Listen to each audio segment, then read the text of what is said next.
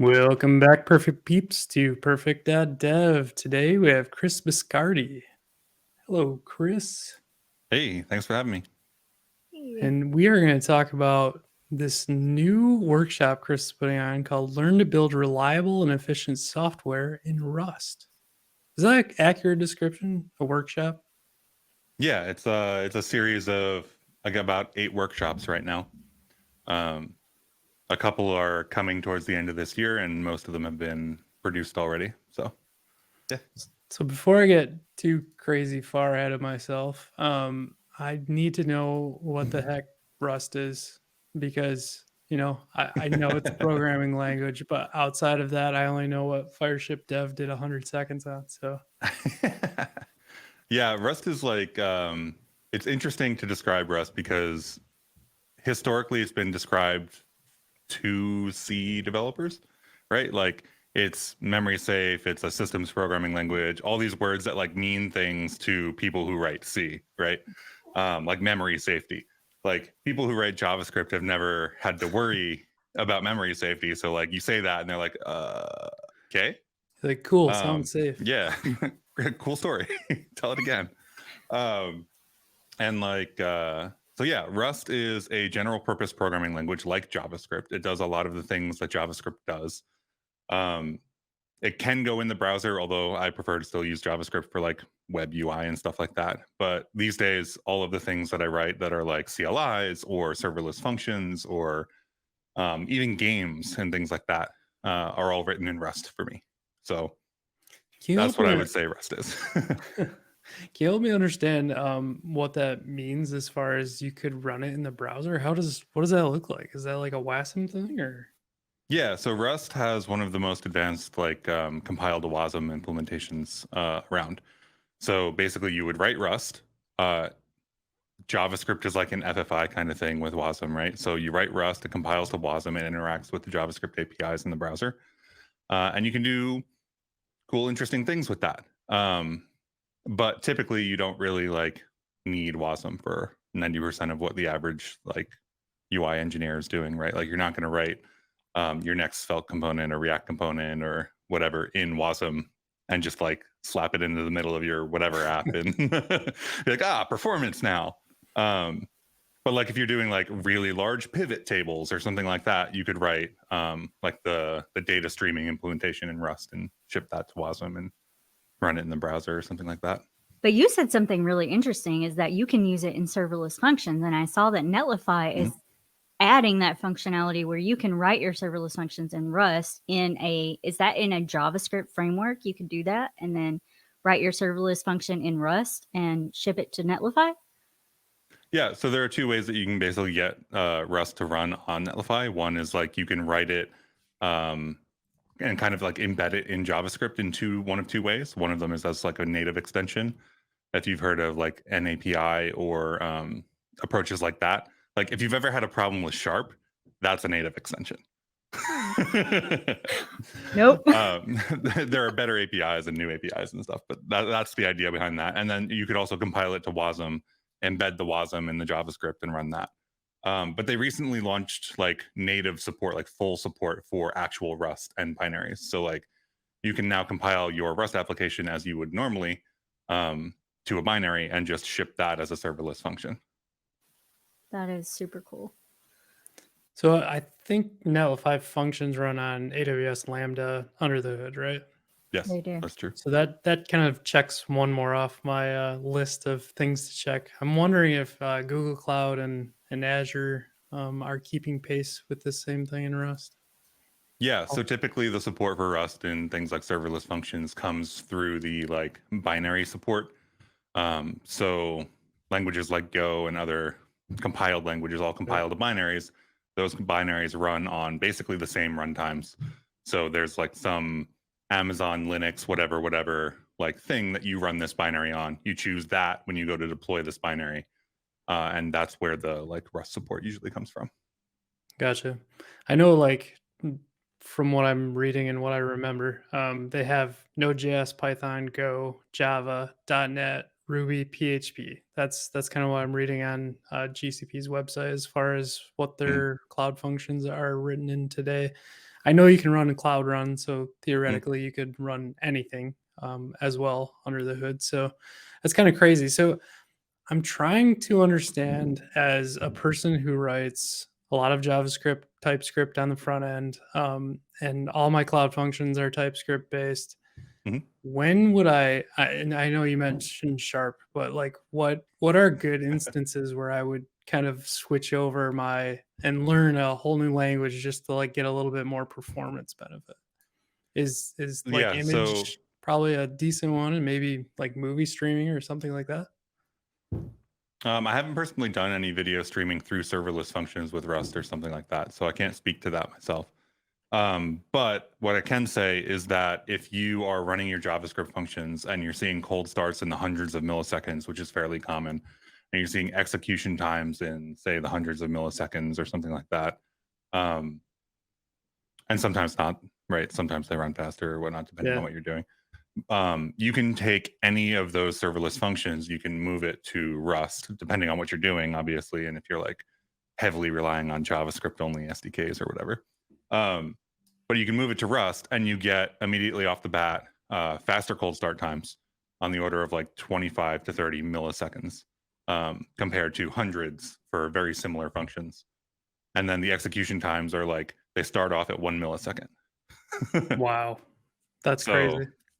like you get this like really fast performance by default, and then you get to like choose how much you want to layer on top of that and like what shortcuts you want to take to get your function out or whatever, right? But Yeah. you start off with this like very consistent like deterministic base profile of how the function starts and runs, and even the memory usage is multiple times lower from what I've seen in production environments. That's incredible. So I know I used to work at a shop where everyone was always talking like .NET this and core that, all that. I'm not a .NET guy, sorry. But I'm kind of curious, if I were to kind of step into a new language, is there enough support and kind of tooling around Rust where I wouldn't hit many roadblocks at this point? I think I read something that Rust started in like 2009, so it's been Yeah. around a minute. Yeah, so Rust has been stable for quite a while now, right? So Okay. the way that Rust works is in editions. There's a 2015 edition, a 2018 edition, and a 2021 edition. Those are the points at which breaking changes can be introduced. So every 3 years, you may get something that you have to change. But what's really nice, and what we don't have in the JavaScript ecosystem, right, is the idea that you know how in JavaScript everybody writes their own little dialect of JavaScript, right? Yeah. And then you never know whether they compiled it to like regular JavaScript or they compiled it to something else, and you have to recompile it, or like we've gotten ourselves into a thing there. But in Rustland, if your crate is written in Rust 2015 or 2018 or whatever, it just works. It'll just always compile like that. You can always just say this crate uses that language version, and Cargo handles it for you. So Is Oh, that like nice. Babel? Is Cargo like Babel for Cargo is Java- like npm, Okay. and Babel is kind of already built into Rust. Okay. So you can write things that are called macros to kind of extend the language in the ways that you would want to extend it. And that's kind of how we get in trouble with JavaScript, is we use different versions of JavaScript and we use Babel to compile that to different versions, right? Yeah, I would say that we get ourselves into trouble by not having like a defined way to declare like, hey, I wrote it in this. You should compile it like that. Like True. totally missing in JavaScript, right? To the point where we end up like, we have so many things going on, especially with the ESM CJS transition going on right now. It's a lot of been pain fun. in the JavaScript compilation ecosystem. But to the point that you just made, it's kind of like, yeah, we have Babel, but we also have other things. So we're not even just using the same language transformation like tooling, which is even more of a base level. Like if we don't have the standard for how this is supposed to happen, everybody chooses their own. So each version of Rust has a compiler built in, and you would use Cargo like you would use npm, and you would install that compiler version, and it would compile down to whatever version you selected. So you don't have to like install like another compiler or anything like that. The current it's built version of the in. Rust compiler knows how to compile like Rust 2015 or something like that. So Gotcha. you install Rust stable or Rust nightly, whatever, or Rust whatever, and then everything just compiles because Rust is backward compatible that way. Yeah. I'm trying to make all the comparisons over, and it's so different. It's a different environment that it's hard to make the comparisons, but I Yeah, kind of get it's it. like I try to talk pretty loosely about it, especially when talking to people who come from like JavaScript or something like that, because talking loosely gives them a frame of reference, which is really, really important, and in fact, more important than being like correct, right? Well, that's interesting too, because your workshop is built around people who are in the JavaScript ecosystem coming to Rust. So learning Yeah. from JavaScript to Rust. So what are some of the things that you would want a JavaScript developer to know, or why would they want to switch to come and learn Rust? Because when you write JavaScript, it's really nice and useful, right? There's so many places you can deploy it. It's so useful for so many things. But when you come down to deploying stuff in production and like wanting the thing that you build to be still running in a year with like lower maintenance cost and like deterministic performance and like things like that, I kind of think of like when I want to put something into production, I write it in Rust, right? And that's not always true, right? Sometimes there's a library in JavaScript that you just like you need and you can't rewrite and you don't have the time, right? So still can deploy JavaScript just fine. But like when I think of what I want my production services to be like, I want them to be deterministic in the amount of memory they use. I want them to have low cold start times. I want them to be performant. And when I make changes to the number of allocations my program is making to make it more performant or something like that, I want those to stick around, right?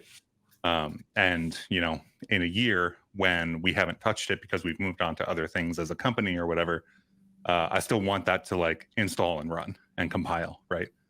Which is something that I've personally had like encountered difficulties with in the past, where like I write a JavaScript project and then like next year all new tooling has come out, and that's not a bad thing. Things are improving, but sometimes you need to put a lot of work into like upgrading all of that tooling at some point. So this will be like code refactoring optimizations that you want for the long haul in an app that you're running. Okay. Yeah, that would definitely be the way that I like start out thinking about it as a JavaScript developer. And then once you like already know Rust, you can write things at first in Rust. But to get into it first, think of it more as like, hey, I want like more performance, or like what do you want out of Rust? What do you want it to solve? What pains are you feeling? Start with that, and then you can expand it to like, hey, now I write Rust now. It's really cool. I think it's even difficult for people that write front end JavaScript to dive into something like Node, which syntactically, like it's very similar or the same, if you will, but it's a different flavor of it that you have to get used to. So, Brittany, I think is smiling right now. I feel the pain of Node like every time I write it. It's different, and it's like it's its own unique thing because it's got the modules that are built in that you don't get in JavaScript. So you have to know some of that going in, and it's almost a different flavor of JavaScript. It's interesting. Yeah, so I guess it almost makes sense to me. Like if you're gonna have to know just that little bit of a difference, or like how to execute Node, why not learn Rust? And it's gonna be a more performant language, or a more performant, whatever you want to call it, function in the back end, at the end of the day. So it's kind of one of these pivot points that becomes interesting. I'm also curious though. I think you had mentioned V8 engine, right? Like, let's talk about, could that be rewritten in Rust somehow? And since Chrome's basically running the web these days, we could actually get a version of something Rust based in the browser in the future? When it comes to V8, the way that I think about it is that like V8 is a massive project, right? And V8 is a massive project, and it's had a lot of work put into it and a lot of work put into optimizing how your JavaScript runs in that engine. And being like, hey, let's rewrite everything in Rust because we think it'll be faster, kind of like okay, you have this like really established, mature piece of software that's had so much work put into it and is like working fairly well for what it does. So do you want to rewrite all of that in Rust? That's, that's a huge effort, right? That's a Yeah. really big decision. Um, and that's definitely not something that I like advocate for. I'm not like, hey, rewrite everything you have in Rust Okay. that's already running and works, right? Um, I would say if you have something that's already running and works, like if you have a problem with it, if you need more performance or less memory usage or whatever, right, out of it, then think about it. Um, but be sure of what problem you're solving. Don't just be like, hey, I like Rust now. I'm going to rewrite everything. Unless you're doing it for fun, and then like write it in whatever you want. But That can Right. be a good question too. Like, why is Rust so much better at like garbage collection and memory usage? And what makes it like, is it the typing? Like, what makes it better at doing those things? yeah, so Rust doesn't have a garbage collector, right? So the way that JavaScript runs and is optimized is kind of like you build your JavaScript, right? And then you ship it to the browser or whatever runtime you're using, and the runtime will run it. And as it runs it, it will be like, okay, well, this function can be monomorphized or whatever, and like optimize it as it runs, right? So you always have to have that kind of like slower invocation first, and then as it runs faster and you run more in a tighter loop, like all of that gets more optimized. And then you have to deal with the garbage collector, like you were just saying, where like the garbage collector has to like go figure out at runtime what memory needs to be freed up at different times, right?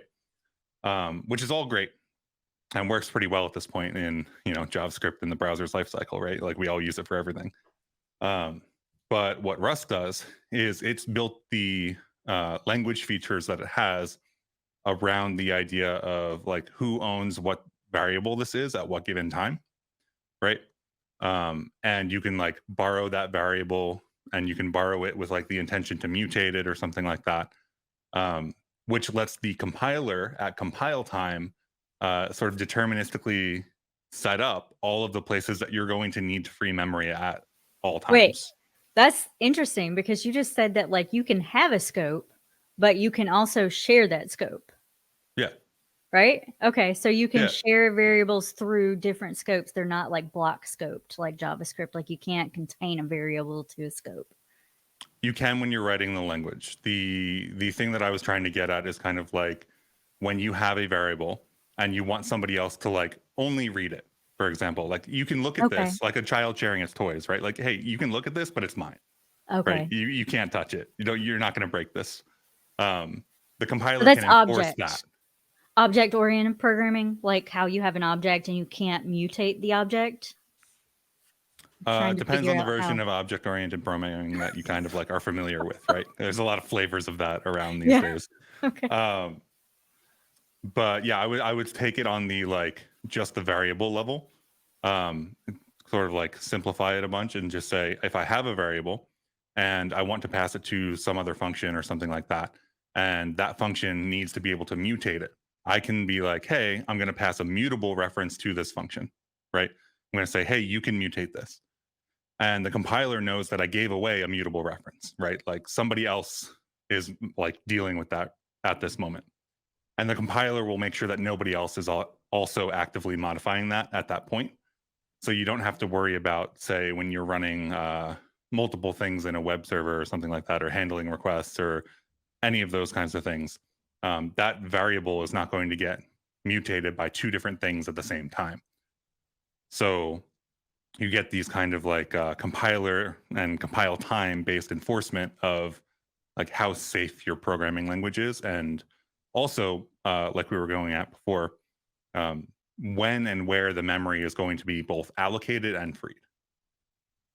So that gets back to the performance, right? You get sort of like Okay. this control at the language level. Yeah, that makes a lot of sense too. And you said JavaScript does a lot of this like in runtime, and Rust has to compile. So is that a difference too? Is that JavaScript can run like on the client side and it's doing some of this in the browser, where Rust has to compile and then ship to the browser, and it can do a lot of that memory allocation before when it's compiling? Yeah, so the compiler for Rust will set up everything that it's going to need to do. It will check everything. It will make sure that everything's in order, make sure that your getting memory when you need it and freeing it when you don't, and things like that. Yeah. And JavaScript has more of a just-in-time compilation, right? So it happens in browser when you're running it, which can have different effects based on which browser version you're running in and things like that, right? Exactly. Yep. Totally get that. Well, I think I am a little bit in the gray area finally of understanding Rust. So not completely black yet. Like I get it, but somewhere in the middle. Mhm. I definitely can see like the opportunities where it's going to be useful. I know like Next.js is using it for some of their Mhm. build stuff.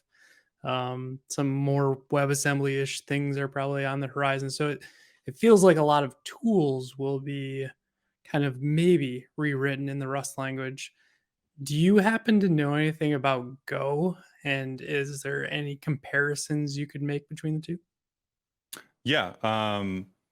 So Go is super interesting as well, right? I used it for quite a while, and I would say that it's a fine language. If you enjoy it and you like to use it, use it. It works.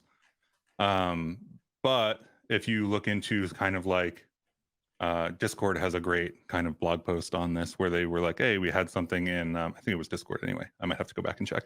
But they had like a production Go service, and they were like, we are having these like basically garbage collection issues. And they moved it to Rust, and it worked better for them.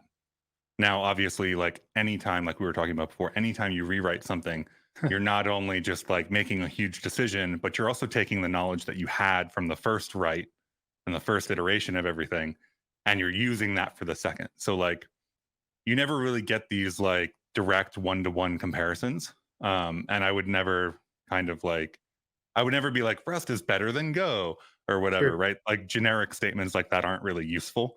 Um, I like Rust a lot. I think it's a great language. It gives you a lot of control over what you want to do, without having you like deal with pointers and stuff on the level of like C. Um, and Go is also a great language, right? If it fits the use case that you want to use it for, use it. I was trying to figure out, and I looked up like Go has Golang. Is that the language that it uses? Is what's the Golang difference is the between? language, yeah. Okay, so JavaScript, and then you could use Go and Golang, and then Rust is completely separate. So I thought maybe Go was like Rust under the hood or something, Um, but um, no, it's Golang. yeah. Go and Golang are the same language. One of those words is easier to Google, you might find out, which is kind of why that exists, right? Okay. I think Yep. it's very similar though, like Rust and Rustlang, right? Something Yeah, like for that. sure. Yeah. Um, the only reason I ask is again, kind of a dumb developer. I'll fully admit it. Like I've been writing JavaScript for years. I kind of get it. I can make it do things, but when we start talking like language versus language, I'm not going to argue with anybody because I Mhm. completely get lost. And I feel like a lot of people that are probably listening are similar to that aspect. Like I learned this tool so I could kind of get to the end of something. Mhm. My next kind of thing that I want to learn is Flutter. And that immediately tells me like I could learn Flutter and just know it, but I could also learn Go, which Flutter is kind of on top of, right? So Or I'm you could like, do React Native or any other JavaScript native language. right. And that's where I'm like, what is the thing about Rust that would attract me to like then build websites out of or WebAssembly coming out of it? Like Mhm. that's what I'm trying to like get to. And I don't know if this is a good segue into your workshop where you might break down some of those things. Let's switch and talk about your workshops and maybe it would help me along the way too. Sure. So when it comes down to building like web UI, right? And like we were talking about before, your Sveltes, your Reacts, your HTML and CSS, right? In my opinion, Rust is not going to replace that. Now, there are other people who definitely write UIs in Rust with their own frameworks and whatnot, right? Like that happens. It's just as a person who knows JavaScript, I'm going to choose the more widely supported like ecosystems for Yep. doing that. Um, so I would use Rust definitely more on like if I need an optimization, like if like we were talking about before, if we're doing large amounts of data, like streaming pivot tables into the browser or something, like you can compile something from Rust into Wasm and use that for like data manipulation, right? And that can help you sort of control your memory usage in that website as all of this data is streaming in and things like that. Um, and then the other place that I would be using Rust more often is CLI tools, APIs. I even run it on AppSync resolvers for the Rust Adventure course platform, wow. and things like that. So Oh, that Very was one cool. of my questions too. So where is Rust Adventure and where can you find it? Is it hosted on its own? Is it on a platform? Where is Rust Adventure? Rust Adventure is rustadventure.dev, if I haven't said that yet. But Rust Adventure is a site that is hosted on Netlify and has a couple functions that run in Netlify functions and has the infrastructure for like API and stuff like that running on AWS. So it's AWS Lambda, AppSync, and DynamoDB mostly, and Cognito for users and stuff like that. I feel like there's a fun course that could possibly happen within here on like a Raspberry Pi. Am I wrong? Like you Yeah. can write in Rust on Raspberry Pi, correct? Yeah. So one of the really kind of interesting things is that once you take this step from, okay, I have JavaScript. Okay, I want to optimize my JavaScript and like write a more performant serverless function or something like that. Now you know Rust, and now you can start writing programs in Rust, and that opens up like if you want to run on a Raspberry Pi, like very constrained environments are great environments for writing Rust and deploying Rust, right? You get this control over things like how much memory is being used at any given time, which is really important in memory constrained environments. And like the other things that it gets you into, or like the options that you have once you know Rust are you can now get into developing operating systems. Like it opens up new worlds, right? You're never going to really develop an operating system in JavaScript, right? Or Ruby or Python, I think. But like these dynamic scripting languages are not the languages that are used in those ecosystems. And you know, Rust is going into the Linux kernel, or it's on its way into the Linux kernel. So you can get into as hobbyist or production level as you want to with Rust at this point. So yeah, once you know Rust and once you're using it for these things that you like actually already have in production and whatnot, you can use it to get into operating systems or building a shell, right? Like building a Z shell or something like that, or like writing games and things like that. Broadens your horizons a little bit, like opens up, like you said, CLIs, like just making your own like CLI tools around things would be really awesome too. Yeah, I yeah. saw that on here when you have why Rust Adventure in your rustadventure.dev, you say that there's a free programming book available, the Rust programming language. Yeah. So that would be a really cool thing for people to check out if you're interested in Rust at all. Like go and read. Just there's a free book. So Yeah, it's a really good book. It's very much like it's a long book and it's about the language. So if you like learning about individual language constructs, like a little bit at a time, it works really well for you. If you kind of like can't keep your focus through a book like that, and I'm kind of one of those people, Rust Adventure is more video centric. It does have a lot of writing that is supplementary to the videos, but the videos are kind of like the main thing, right? They're very concise, very to the point, very like, we're going to talk about this and we're going to talk about this inside of a real world application and how it applies. Yeah, that'd be pretty cool. So you kind of walk the entire path with someone when they go through the workshop then. Mhm. Is this an individual workshop that you're giving one-on-one? I have been giving it one-on-one for development purposes. Like while Sure. I'm developing the content, I've been giving it to people, getting feedback, that kind of stuff. It's not really something that I walk people through Okay. one-on-one. And then of course they just jump on Party Corgi and ask you all the questions anyways. Yeah. There's if you buy the Rust Adventure like workshops, there's a dedicated Discord where like that is for asking questions about Rust and me helping you with Rust and things like that.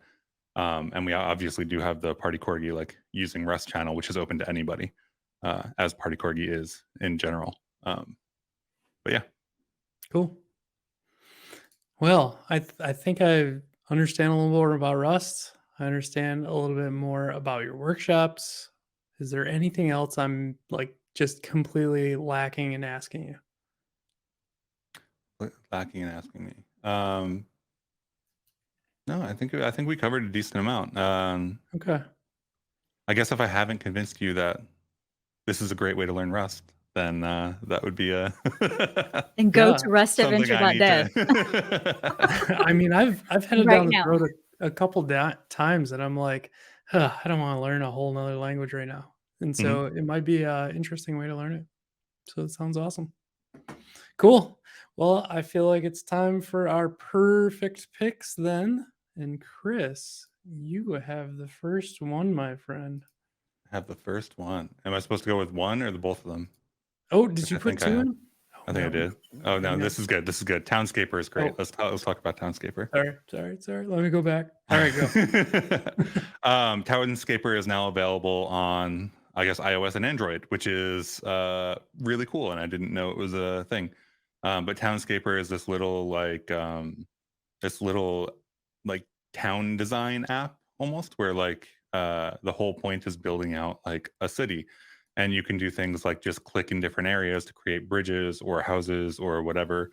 Um, and it That is looks so just cool. one of the most enjoyable things that has like no like productive value, I guess is the way that I But would that put is a it. Like, beautiful 3D renderer. Like, what is that yeah, built in? That's ridiculous.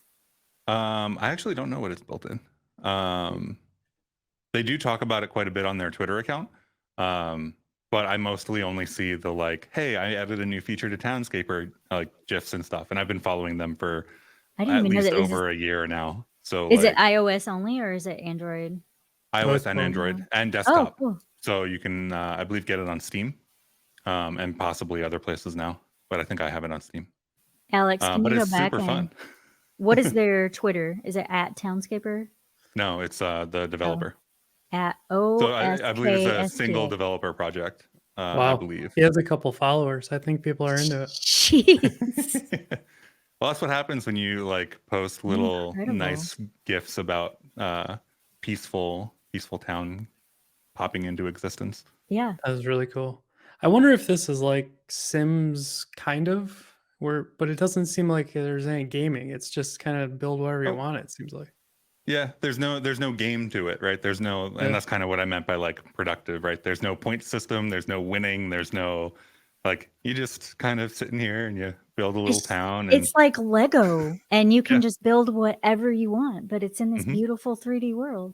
and you can just Well, I click and probably just drag lost and my pop entire stuff evening. on, and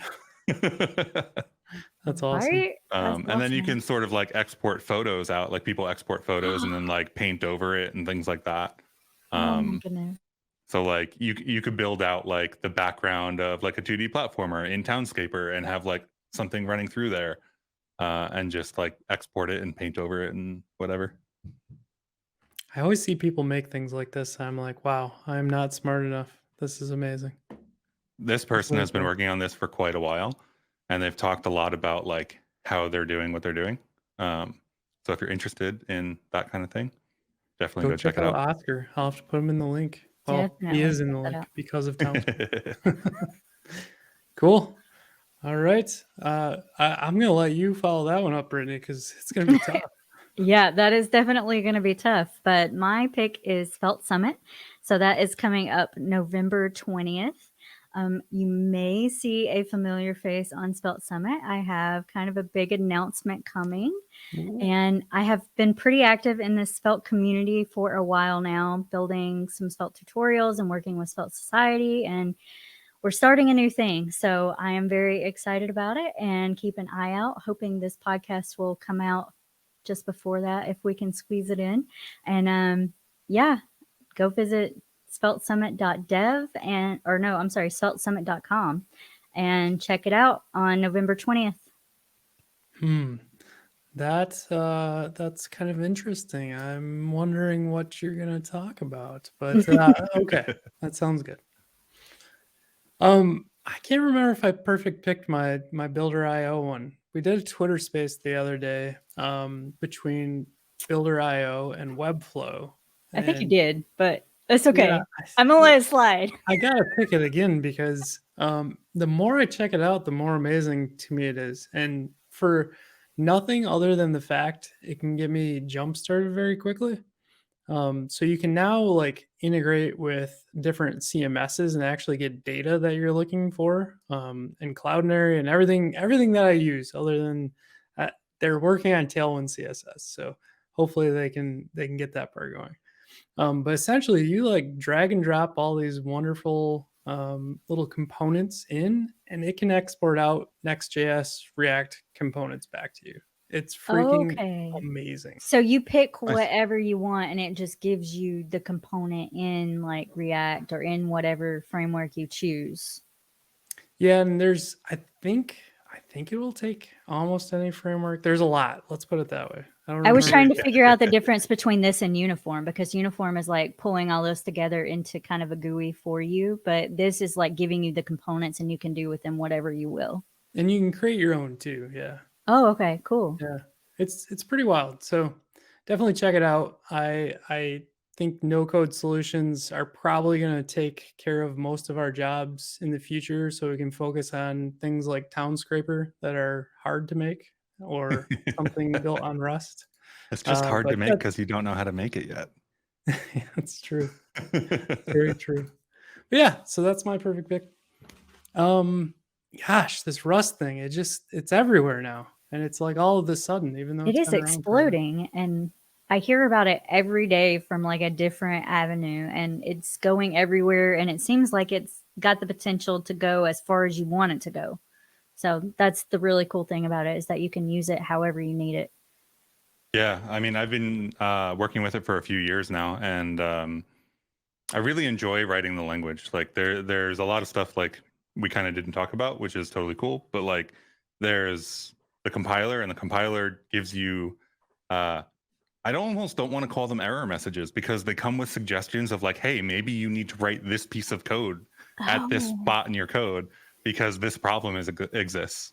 I have heard that the error messages in it are really good, that they like give you suggestions for how to fix it. Yeah. Which is actually one of the things that I like about Svelte too, is that like it like gives you the error message, but it also tells you, oh, hey, maybe you want to include this thing because it's best practice. Yeah, there's a quote from somebody that I am blanking on right now, but it's basically like we spent the last 20 years building like sufficiently advanced compilers for computers when we should have been building like sufficiently empathetic ones. And that is referenced in the Rust community a fair bit, and I tend to agree with that. Where like, yeah, like most of the job of a compiler is surfacing like, hey, this went wrong here. Like I need you to add a type here, or I need you to like, this should be a reference or a mutable reference, or it should be something else, right? Or hey, maybe you're making a mistake and maybe you should do something.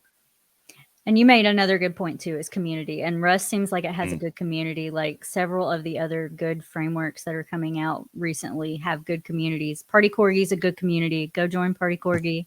Go. I mean, community is like a huge thing in development. I feel like we get so much support from each other, and we can really build each other up. And the good communities do that. Yeah, for sure. Yeah, I really like the Rust community. It's one of the strong reasons that I chose to move forward with Rust as something that I used, and then also was like, hey, you know what? Other people might want to use this as well. Awesome. Sounds great. Well, thanks for coming on. Yeah, thanks for joining us. Thanks for having me. Appreciate it. We might have to see how your workshop's going in like a year from now. See what you've added. Oh yeah, for sure. Cool. It'll be interesting. I have it planned out through the end of the year, but as of January 1st, it's the whole world of possibilities. Awesome. Perfect. You'll have to make a new updated version for the next compiler that comes out, right? Like the next version of Rust. Is it I like every won't 2 actually. years? Oh, 3 years? really? Oh, because yeah. it'll last forever. We'll lock in. We'll lock in. It will. It will last forever. Yeah. That's the beauty. I just want to let you all know I'll be busy for like the rest of the day. So. Well, All right, tweet cool. about what you make, obviously. Exactly. We'll see you on Twitter later. All right, take care, everybody. See ya. All right. Catch y'all later.